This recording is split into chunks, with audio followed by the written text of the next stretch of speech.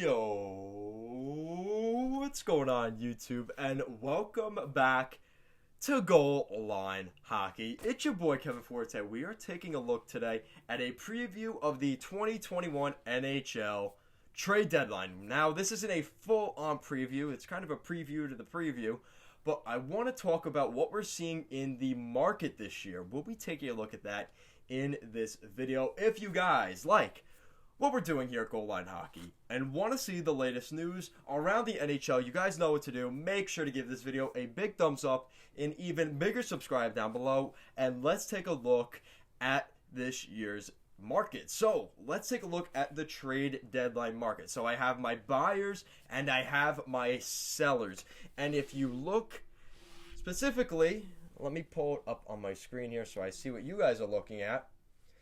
You are going to have a plethora of sellers and not a ton of buyers. There are more sellers than buyers. That does not happen very often. Now, you may be wondering yourself, well, why? How could that be? How does that happen? So basically, there's a couple factors.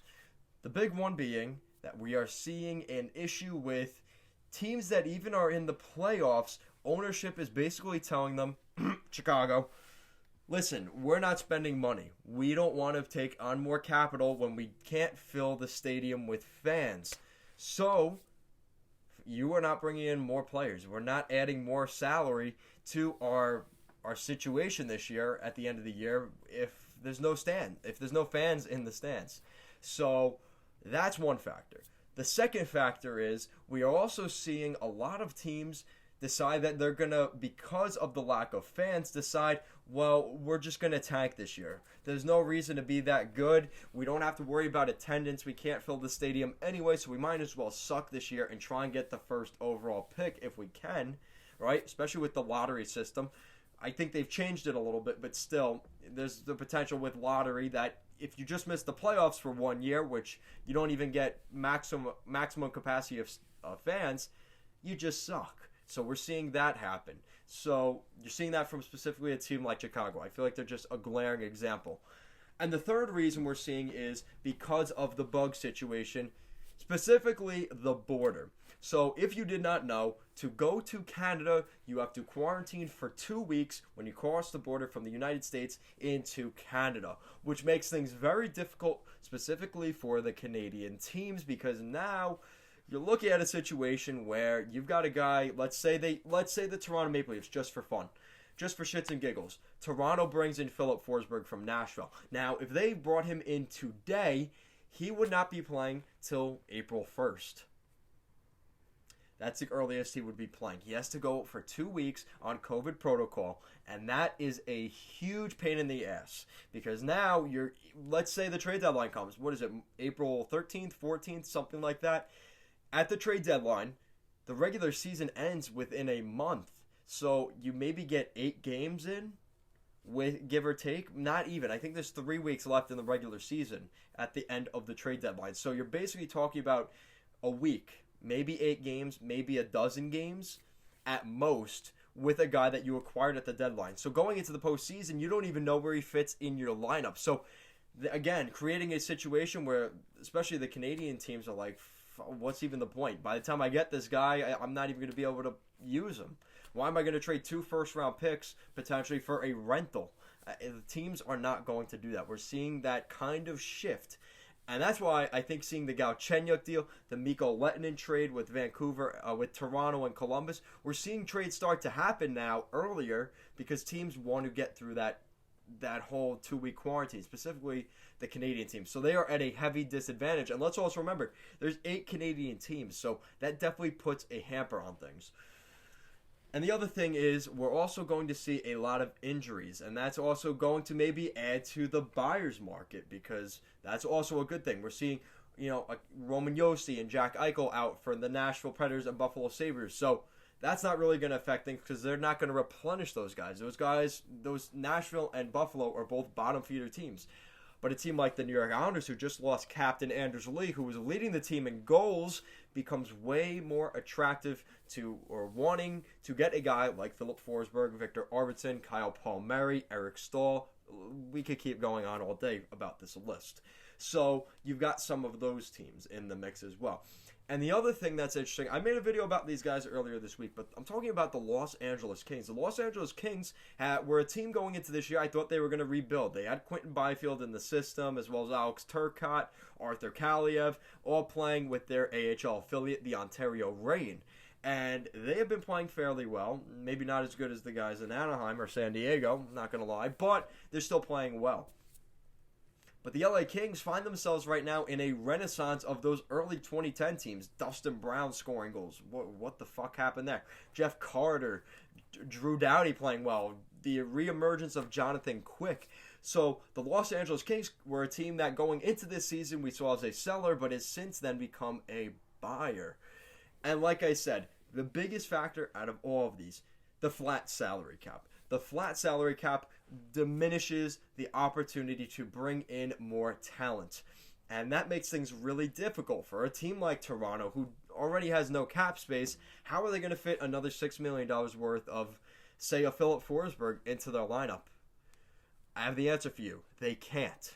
Well, at least without moving out salary themselves, you see. So now you got to move out Alex Kerfoot or a guy like that where you'd rather keep him around, but you have to finagle the salary cap. So that's an issue for a team like Toronto, and that's a team that you would consider a buyer who is willing to take on salary, but they just don't they only have so much salary in their team. So it definitely changes things. The Florida Panthers, I think, are going to be a hardcore buyer.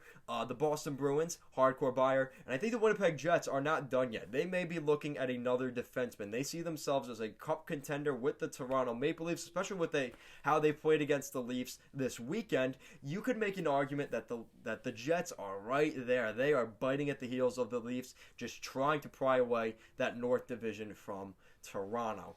Like I said, the Islanders with Anders Lee out, I wouldn't be surprised if they start to look in heavily at bringing in a big fish this year, Philip Forsberg.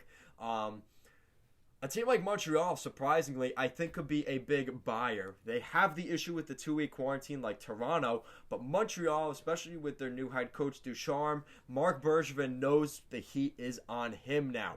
This team has got to make the playoffs at the very least, and at least go on a cup run. We know what Carey Price can do in the postseason. He can steal a series for the Habs, but the problem is they got to get in first. So maybe they look to add a little bit more defense or offense to their group. I'm thinking more offense. If they could add another offensive player, they've got a pretty good goaltending in goaltending tandem in Jake Allen and Carey Price. So you would have to think with their defense the way it is, I kind of like their defense. Maybe you add another forward. But we've also heard rumors that they are willing to look at Mattias Ekholm out in Nashville. And this would absolutely be the best defensive pairing in the league. Mattias Ekholm and Jeff Petrie potentially being in Montreal. That would be a really tough duo to be in the North Division. A couple of teams that I'm kind of shocked are sellers. We're seeing the Columbus Blue Jackets officially become a seller. I think a lot of people felt they would fall off this year. We have seen that really happen. I think John Tortorella will retire, and I think he's going to leave the Columbus Blue Jackets this summer. Doesn't seem to be much talk about an extension, so I think that's going to affect Columbus a little bit. And then there are the interesting teams, like in the middle. You have teams like Pittsburgh, they're starting to win some games, but they're not really making up ground because the Islanders and the Capitals are just running away with the East Division. So even Pittsburgh, are they going to make the playoffs? Same thing for Philly. Philly going into this year, they had expectations that were very high. They got beat by the Islanders in 7 games, but they very well could have came back and won that series back in 2020. So it's a weird situation. You have a team like Calgary who is still on the fringe of making the playoffs, but it seems like day by day they continue to struggle, so they may find themselves on the neutral, very quickly becoming a seller by the deadline. I don't know, guys. I think it's going to be a very interesting deadline. You still have Colorado. Colorado may be the key cog in this entire trade deadline. They have the most cap space, and they are willing to make moves. So I would not be surprised if we saw the Colorado Avalanche maybe get involved a little bit, maybe bring in another backup. We've seen Hunter Miska really struggle behind Philip Grubauer, so maybe they bring in another goaltender. Just a lot of different things you could look at. So we'll see what happens, guys. Let me know in the comment section down below. leave just a guess. How many trades do you think we're going to see at this year's trade deadline? Because I think we're going to see some activity at this year's deadline, but not nearly the amount that we would normally see. And let's also remember, guys, there's going to be moves made because of Seattle this summer. I forgot to mention that. The Seattle expansion draft for the Seattle Kraken, the new expansion team in the NHL, will be this summer. So it adds yet another factor to this year's deadline. So, guys, if you like what we're doing here at Goal Line Hockey and want to see the latest news around the NHL, want to help us on the road to 1,000 subscribers, be one of those first 1,000 subscribers. You could look back in 10 years and say, yeah, I was one of the first 1,000 subscribers to Goal Line Hockey. Make sure to give this video a big thumbs up and an even bigger subscribe down below. Guys, thank you so much for watching, and I'll see you guys next time.